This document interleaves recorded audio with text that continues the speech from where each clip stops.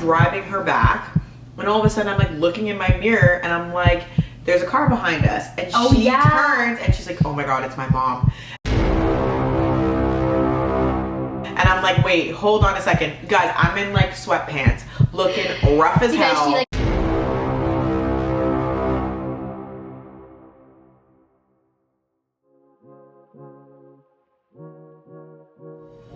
What is good, everybody? We're back with another video. What's up, J&T family? We're doing a mukbang again for you guys. And this time we have Indian food. We have paneer makhni. We have naan. I was about to say roti. Oh my god. The white one. Oh! Yeah, we got naan and we've got onion bhaji. Yes. Okay, so this is obviously like not the same Indian food that I normally would eat because I eat West Indian. Yeah.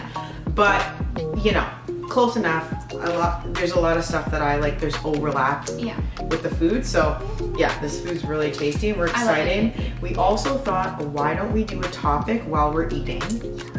And what better topic than the disaster slash not actually disaster of meeting the parents? On both ends. On both ends. No, she wasn't ready. Yeah. Okay. So we're gonna dig a little into that because it was quite the panic attack, anxiety. On both ends, actually. So we'll talk about it because it was a good one. It was one for the books. It was definitely one for the books. So we're gonna dish out food, and here, pass me your plate. I'll give you some. Oh, perfect. Thank you. She loves me. Thank you. You love me. You really love me. She really loves me. So this is paneer. So cheese. People that don't know what that is, it's like a type of cheese. You want more? Yeah, I'm gonna have a little more. So you know what? This is the easiest way to describe it. Paneer makhni, basically what it is it's butter chicken, but the vegetarian version, and so they put cheese chunks in it instead of the chicken. It's basically the butter chicken sauce. But it's like a light kind of cheese. It's not like, it's almost like kind of reminds me a little bit of like tofu. It's not strong. Yeah. And it's like super light. It's not like it's not like really strong, if that makes sense.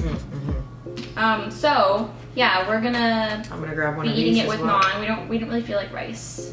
Onion bhaji, basically what that is it's deep fried, kind of like a deep fried with dough onion bits, and then has lots of like spices. Well, the onion bhaji actually only has onion. Yeah. Oh.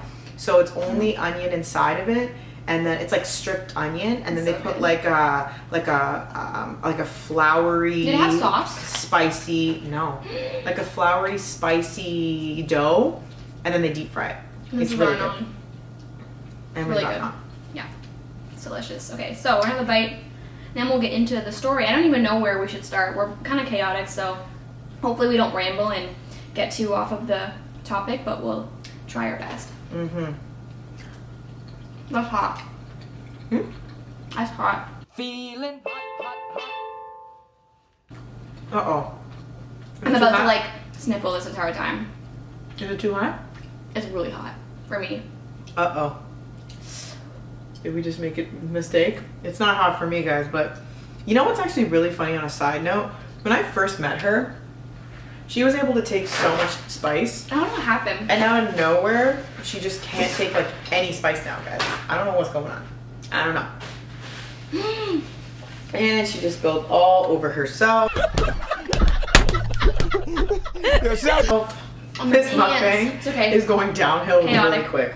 I got a little bit on my naan too, but it's okay. It's getting really chaotic here. So anyways, where should we start? Why don't we start with my dad? Okay. Well, my parents. Let's start with your parents. So, I guess what we should start off with like the very beginning. When we first started like talking, they didn't know about me. Oh, right. Okay. So, when we first started talking, they had no clue about her. Like, obviously, like I didn't let them in on any kind of information. Yeah. But it's funny because now we talk about it when we look back, and my dad always says that he knew the whole time.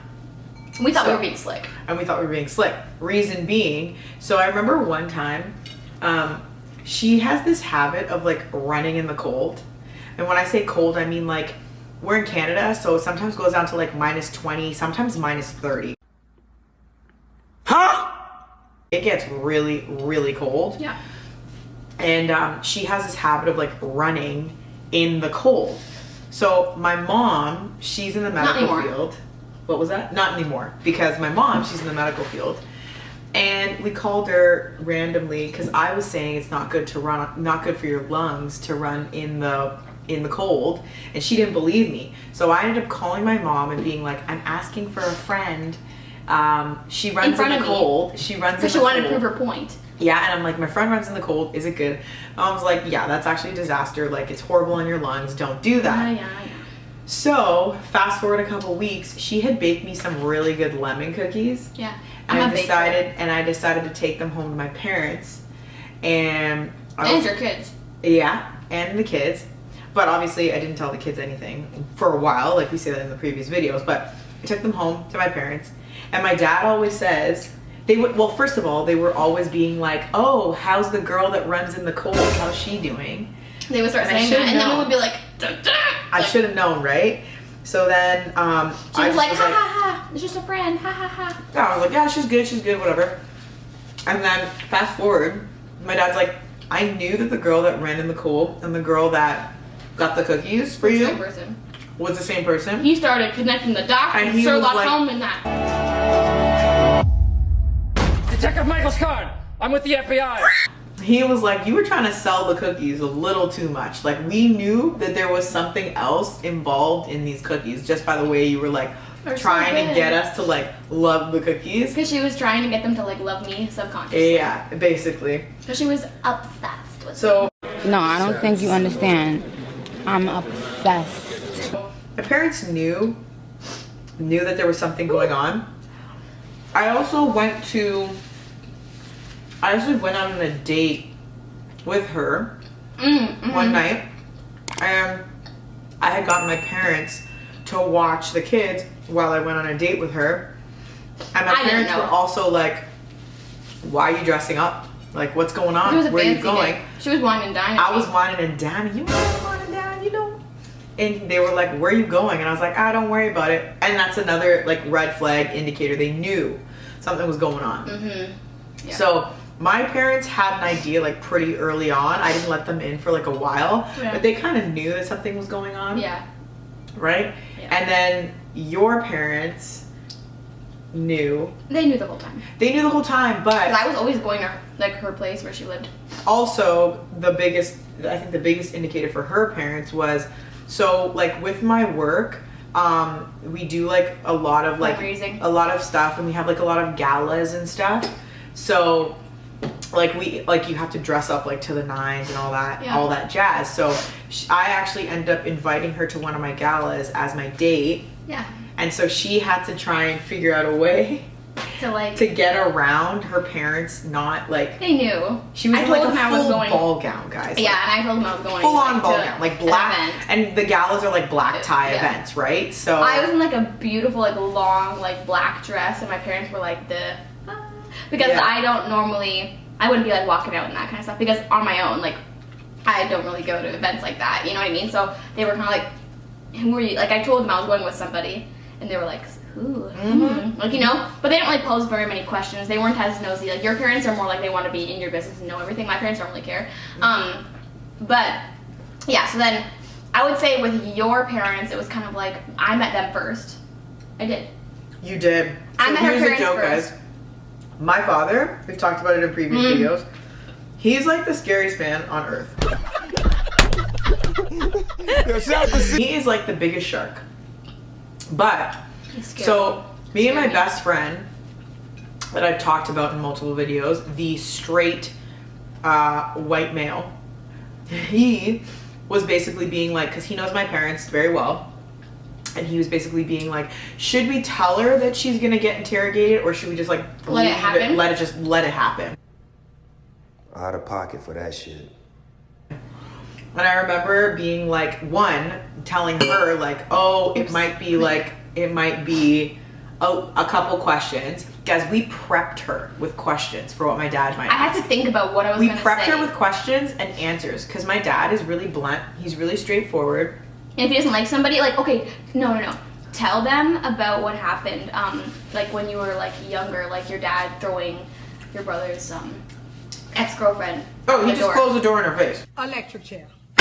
So she was wearing something he thought was like not appropriate because he's like very, that's like in their culture. It's like I even when I'm over now, like I dress very like modest, and you do as well. Like we're not allowed to like show a lot of skin or whatever, Yeah. and that's just the culture. And he had somebody come over that was like wearing like, you could see their like thong under their pants or like their bra or something, and he literally looked at her up and down when they opened the door to get her, and Closed then the door in her just face. closed the door in her face. Oh yeah, he was like, "Thanks for dropping my son off," and closed the door in her face.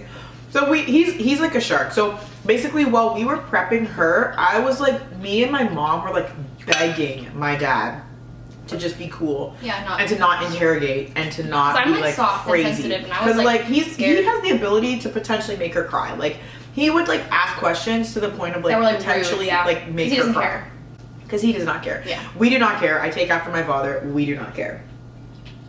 So that was actually like really funny that we had to like prep her. Like when I say we had like a list of questions, and like the day before she was went through meeting them him, all? we literally went through them all. Me, my best friend, and you sat Like, there. I honestly aged 10 years.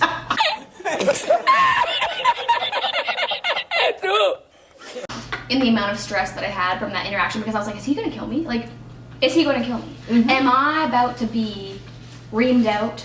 Like, am I like? Oh my gosh. And I was like, you know, I didn't know what to think. I didn't know if he was just like, if he would like me or not. I was so horrified, Mm-hmm. and she was like really scared for me. She was nervous about it too. She was like, oh my god, I don't know what he's gonna say. I don't know. And I was like, I said a prayer for you.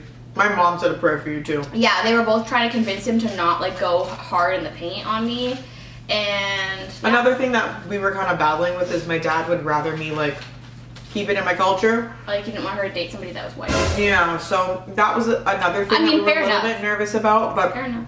he just like instantly when they met, they hit it off. And he I'm loved very, her. we have a, it's weird because we're very different, Yeah. but we have like a lot in common. Like, I'm very like kind of like strict and like very like, he's militant, and I'm responsive to militant because I agree. I'm very like hard-headed about things, and I'm like, this is how it needs to be, and like whatever. Like, I'm very, I think, strong-minded in the same way that he is. So I think we got along, and he respected me, and I also like am very mature for my age, so I have a lot going on, and like I'm a successful. Oh my gosh, I can't speak. A successful person. So I think he saw that, and he was like, you know, I respect her, right? Because I'm like hustling and trying to like live my best life and go places. And also, when it came to the age gap thing, he didn't care because my mom and my dad are actually like 9-year age gapped. So and it was like, we make fun of each other for it all the time. yeah, me and my dad always It's joke an about inside it. joke. Inside joke that we have. So like he didn't really care because he obviously like is in the same boat. So that part didn't really matter at all, which was great. Yeah. But yeah, like it was now the actual meeting. I brought flowers. Oh. I went to the flower shop in town. I was Yeah. like, I was sweating like a hooker in church. like I was like a sinner about to enter the gates of hell. I was horrified because I'm like, he my doesn't gosh. like that I'm white. I my can't God. change that.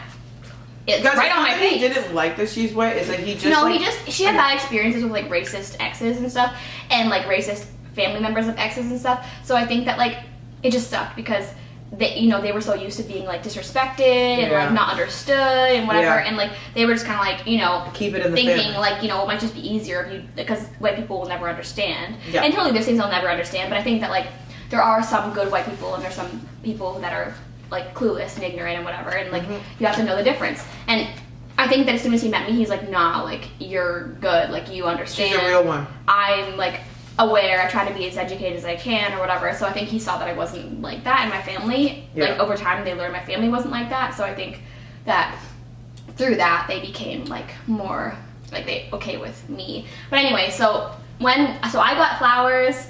I was like, she told me her mom liked flowers, so I was like, okay, this is what I'm gonna do. I'm gonna bring flowers. I made sure I looked, like, very, like, Virgin Presentable. Mary, and I was like, I'm about to go in here and convince them I'm like the biggest sweetheart in the world, which I am, but I think I had to like really like ham it up, because I wanted them to like me. So I went in, we went and had lunch together, and when I walked in, I just remember like I was like a stone because I was so fearful. Oh my gosh. But as soon as I came in, I played it up though. I was like, I'm not gonna let a single soul know that I'm afraid. So I came in like confident, like hi, like introduced myself, and was like from the jump just like went to her dad and started trying to like, you know, like give him the respect of like talking to him and like, you know, just. And my dad, like she walked in and my dad was just like. He was, yeah, I literally walked in and he was like this. He's sitting on the couch and he's like this. And I was like, I'm like, oh no, it started. I was- And like, I knew she was pulling up. So I was literally like, Dad, please. Like, I like this one. Don't mess it up. My mom was like, please. Like, we were both begging him. And that like tamed him a little bit. Because he was like, oh, I guess. Right away, he was kind of just like. And the only questions he asked was kind of like, you know, what are you doing with your life? Like, he wanted to really know that I wasn't like, I don't know, like a schleb, you know? And he wanted to know that, like, he asked me too, I'm pretty sure, like, how my family is about, like, he basically asked me if my family was racist and how they feel about me being gay. And he also asked me how I feel about kids. What were your intentions? And he basically asked me like what my intentions were with you and like the kids and stuff, and he was like, well, what do you think about all of that? You have to know what you think because that's a big deal. Like, you know, he really like nailed it into me, and I respected that because I'm like, it is a big deal. And that's what I said to him. I was like, you know, I've thought about it, and I wouldn't be sitting here right now if I hadn't already really given it a lot of thought. Yeah. Because why would I be sitting here and doing this with you guys? It was a waste of everyone's time. You know, and he respected that because I came right, like as soon as he asked the question, I had the answer. I'm well spoken. It went well, and ever since, like her dad loves me. But can we talk about like the shaking? Like you were like shaking with those flowers. I was like, she was like, oh. Because I was afraid he was gonna just like yell at me for no reason, and I was like, no, because I really liked her. She was like the love of my life, and I was like, if her parents hate me, I'm screwed. And I had a couple things going against me. One being young and like misconstrued and like.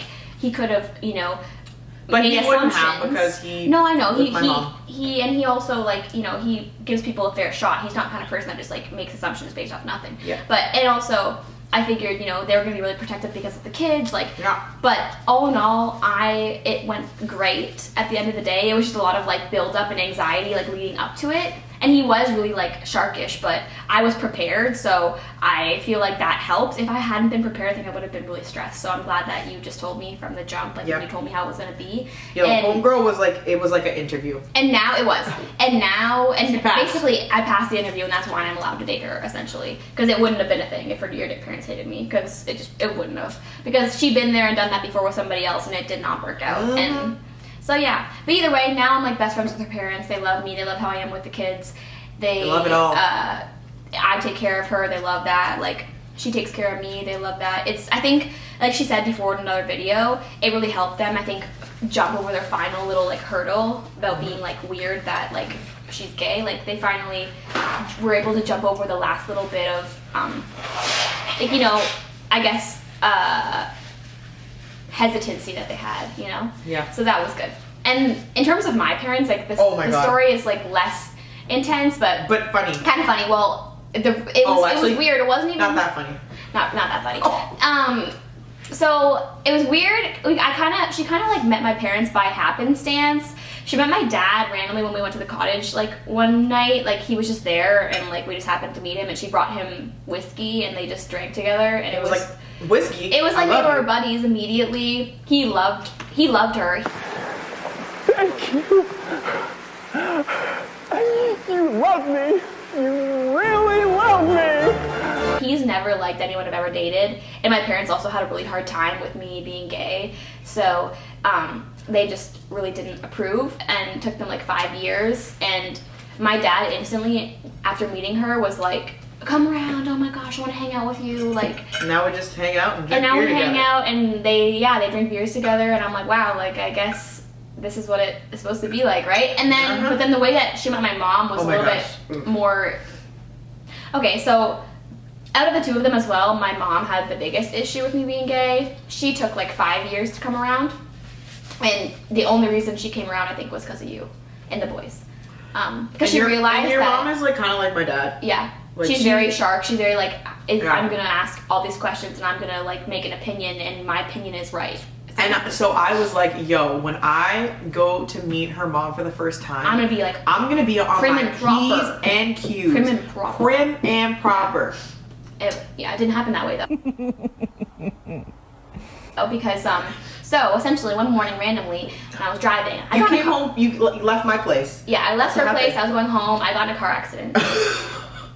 Not funny, but Got in a car accident. Got a little fendy bendy. it was a fender bender. And it was like I was all shaken up, right? And so obviously the first person I call is you, and she didn't have the kids at the time, so she's like, "Well, I'll take you to your house because how else are you gonna get there?"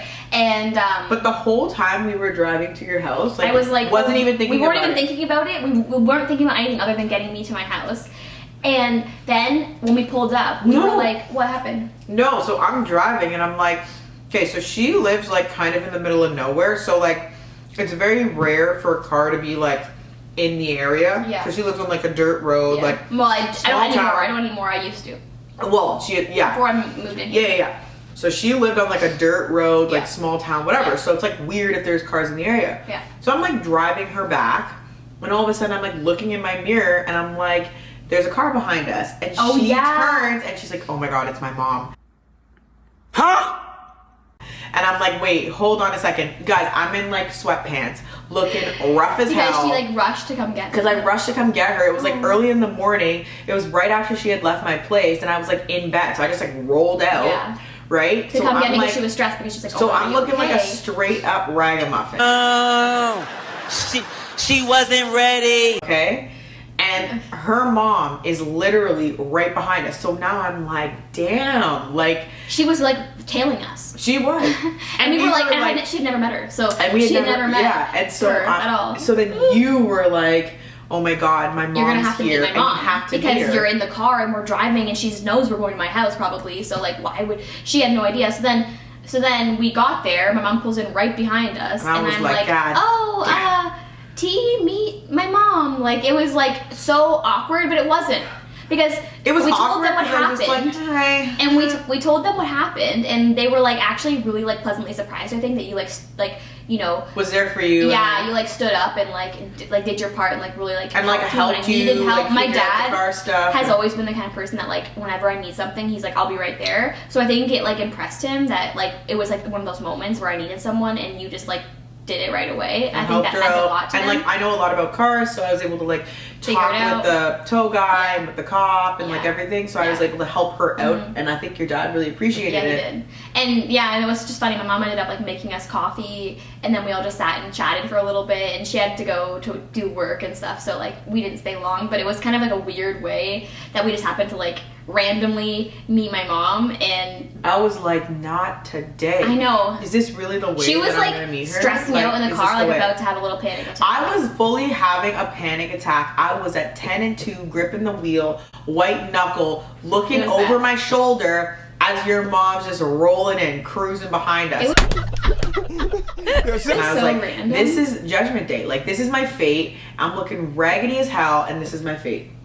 I wouldn't have gone. I, honest to God, like, well, her parents care more about that kind of thing, but like, I would have honestly probably been like pooping my pants because I would be so stressed out. Trying to go to your parents' No, house I was looking like a stressing. ragamuffin. I was stressing. Even now, it's been a long time, and I still never go to No, her you gotta parents' be on house your looking P's and like Q's. a ragamuffin because her parents would be like, because they're just very like that matters to them. They think that like there's difference between inside clothes and outside clothes. They like, know, whatever. they know. My parents don't care as much, but still at the same time, you want to make a good first impression. But right? it was so awkward though, because when we pulled up, her mom like walked out and walked beside the car, and we kind of like went like, "Hi, how are you?" Like, and then She didn't realize and then what was happening. She didn't.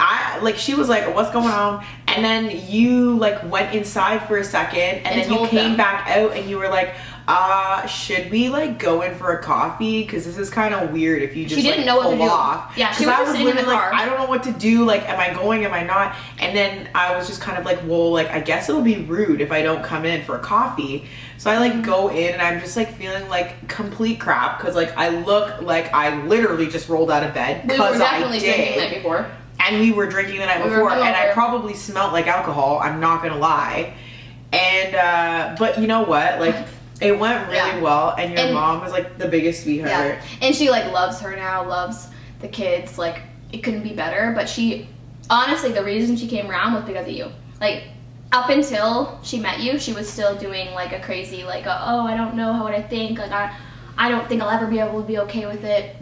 And just, I don't know what it is, but for some reason, like, seeing how we are and like that we can have like a family together and that it looks so normal. I think she just is like, you know what, like, this is a thing. Whatever, I'm just wanting you to be happy. And she loves, like, they have nothing but like amazing things to say about her. They love that she always has my back, because she always does. And I think that, like, they're like, wow, like, Jess has someone to take care of her now. And they love that for me. So, like, it couldn't have been better. I think all in all, a lot of it was like crazy at the beginning, and we had a lot of kinks to work out, but it was like, it all kind of like fell together. I just think it's really funny that, like, I built it up in my head to, like, make sure that I was on my P's and Q's for both of her parents. Never happened. And every single parent I stumbled into. I stumbled into your dad because he wasn't supposed to be there, and he just was. I stumbled into your mom because she was tailgating me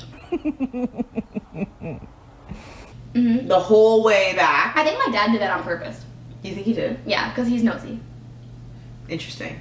But I just think it's really funny that I was trying so hard to, like, make sure that I was like the filtered version of myself on my P's and Q's. And for and your brother too.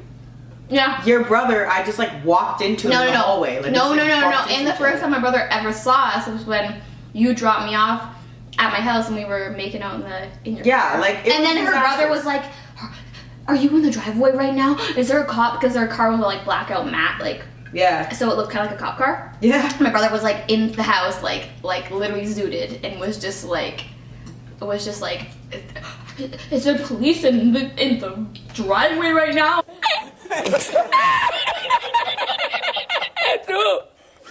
No, it's me. And that's how, and so he basically came up to the window and was like, "Hi," and then left. Everybody in her family, I just ran into. Happenstance, but it was like the most like. But it was ridiculous hilarious. Stuff. But it was like, because everything was so easy. It just like all fell together. It all fell together. And that is the tea on that. That's the story on that. So she got interrogated and interviewed, and I just rolled into meeting everyone. You literally got like thrown into. I got thrown into meeting everyone, and she got interrogated, and that's the situation. But anyways, guys. That was a nice little eat and chat. She's burnt her mouth off officially. And my nose is literally like a faucet. Okay, so there you go. Anyways, I'm real. There you go. And so if you like this video, obviously like, comment, subscribe, hit the bell to get notifications whenever we post, because we are on like a little stint here. We're gonna just try and post as much as we can. So if you click the bell, then you're gonna see whenever we drop any type of videos, and you'll be able to tune in. Please check out the Queer Art Project and all my queer minimalist prints down below for your house. Also, please check out our queer minimalist like t-shirts. They're all like really cool artistic designs that are like, it's a queer apparel but minimalist, neutral, like very like, you know, like neutral colors, no rainbow, no crazy, just very subtle apparel. So check that out. I really want people to look at it because we're interested in it. We're obsessed with it. I hope that other people find like it as well.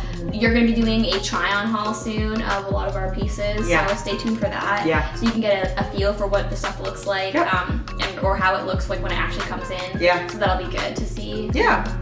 And that's that on that. All right. So thanks for tuning in, and we will see you soon. See you guys next time. Peace out.